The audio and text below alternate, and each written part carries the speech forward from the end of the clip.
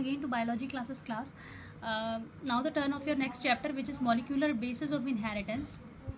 हाँ क्लास, इससे पहले हमने principle of inheritance and variations chapter पढ़ा था, जिसमें हमने पढ़ा कि मेंडल ने जो बताया था कि कैसे कैसे ट्रांसफ़र होते हैं one generation to next generation characters, एक फैक्टर होता है जिसकी बदौलत होते हैं, लेकिन वो पूरे तह तक नहीं पहुंच पाए थे मेंडल।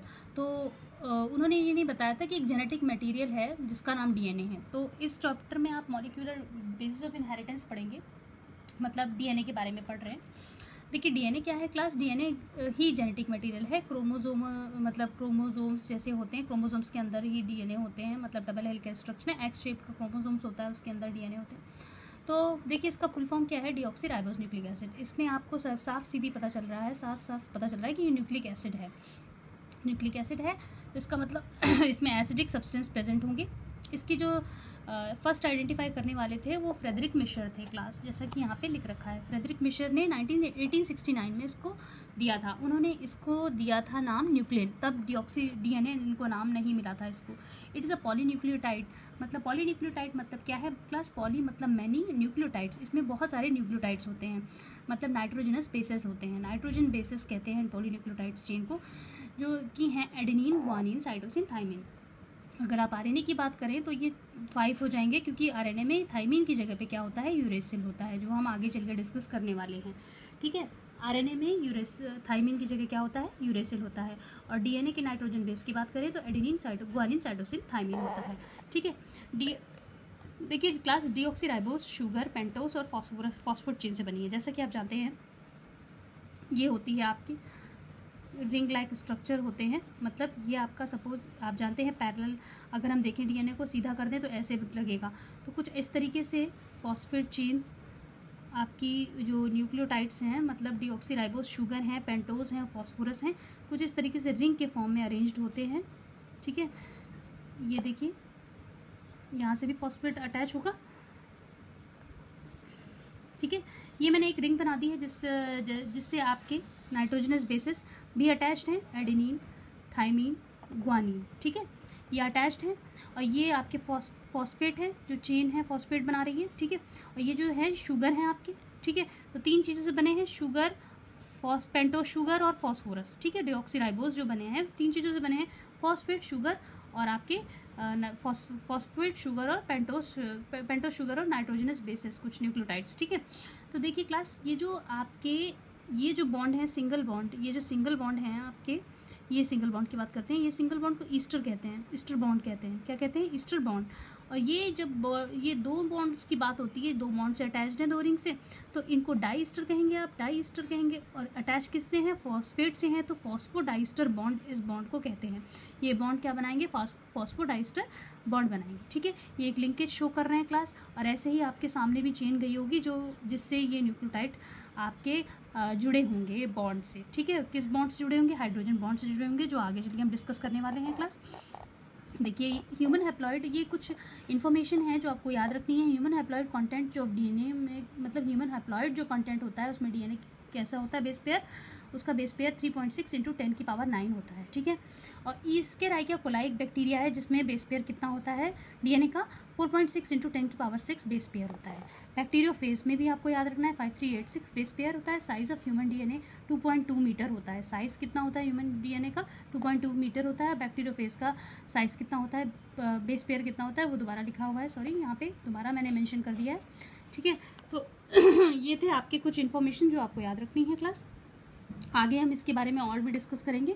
देखिए क्लास, अब 1946 में आपके आए थे, 1953 में आपके आए थे वाटसन एंड फ्रांसिस क्रिक आए थे, जिन्होंने डबल हेलिक्स मॉडल दिया था, आपका स्ट्रक्चर दिया था, डबल हेलिकल स्ट्रक्चर डीएनए का दिया था। कुछ ऐसे साइंटिस्ट भी थे जो इस पे कर रहे थे वर्क, जैसे मॉरिस फ्रैंकलिन और रोजलैंड फ्रैंकलिन। इन्होंने भी वर्क किया, लेकिन इनको इतनी अच्छी, मतलब ये पूरी तरीके से उसको डिस्क्राइब नहीं कर पाए। जो डबल हेलिकल स्ट्रक्चर के डीएनए को डिस्क्राइब कर पाए थे वो थे जे वाटसन और फ्रांसिस क्रिक।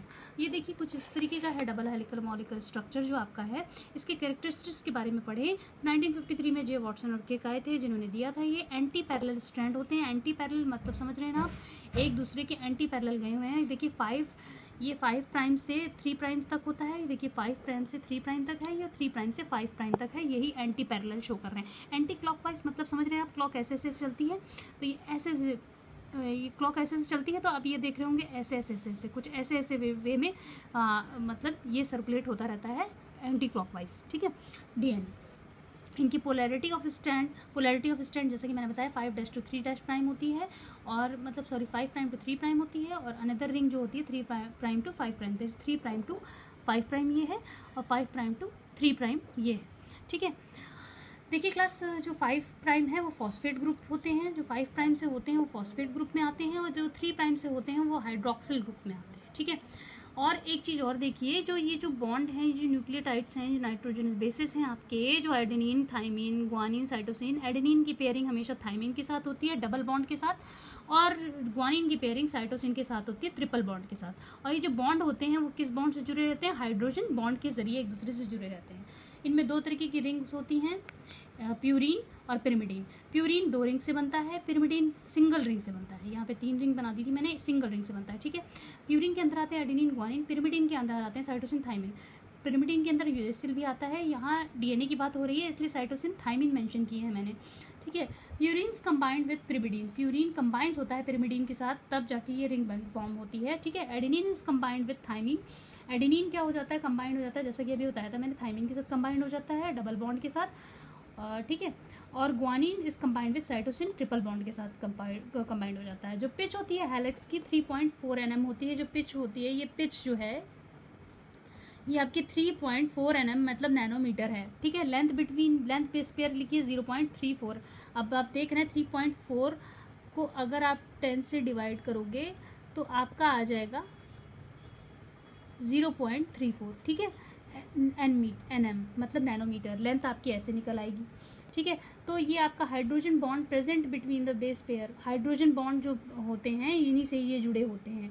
इनको 5 phosphodiester linkage is the backbone of the DNA. Backbone of the DNA क्यों कह रहे हैं? जैसे कि मैंने अभी समझाया था, फॉस्फोडाइस्टर बॉन्ड क्या है, जो रिंग लाइक फॉर्म आपका बन रहा है, जो फॉस्फेट जुड़ रहा है जहाँ पे वो ईस्टर बॉन्ड से जुड़ रहा है, और 2 जो फॉस्फेट ग्रुप बॉन्ड बन रहे हैं उनको कह रहे हैं 5 फॉस्फोडाइस्टर बॉन्ड, क्योंकि शुगर, फॉस्फेट और नाइट्रोजन बेसिस को आपस में जोड़ रहा है। देखिए शुगर, फॉस्फेट और नाइट्रोजनस बेसिस जो एडेनिन, ग्वानिन, एडेनिन, थाइमिन और ग्वानिन है, ठीक है।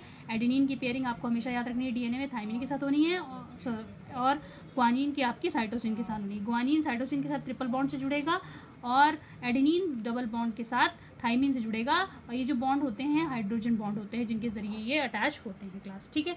आई होप आप लोगों को ये वीडियो समझ में आया होगा class. Thank you for watching this video. Do not forget to like and subscribe this video.